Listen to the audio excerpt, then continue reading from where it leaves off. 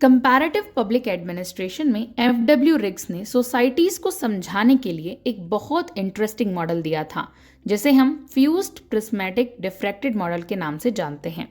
इस मॉडल का बेस है दो चीजें, डिफरेंशिएशन यानी स्पेशलाइजेशन कितनी है और इंटीग्रेशन यानी कोऑर्डिनेशन कितना है।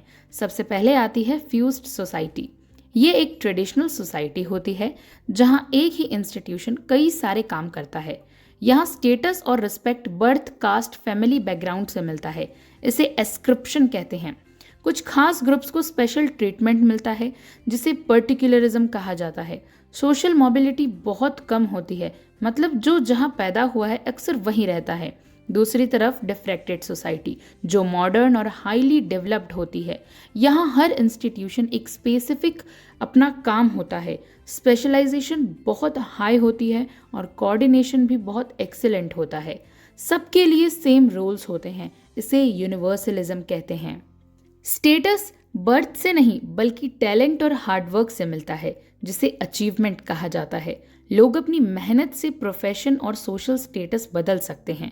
अब इन दोनों के बीच आती है प्रिज्मेटिक सोसाइटी, जो ट्रांजिशन फेज को रिप्रेजेंट करती है।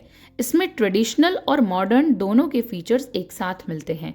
यहाँ कुछ ग्रुप्स को प्रेफरेंस मिलता है, लेकिन फ्यूज्ड सोसाइटी जितना नहीं। इसे सेलेक्टिविज्म कहते हैं। यहाँ प्रमोशन या सक्सेस मेरिट और ट्रेडिशनल दोनों स्टेटस पर डिपेंड करता है, जिसे अटेनमेंट कहा जाता है।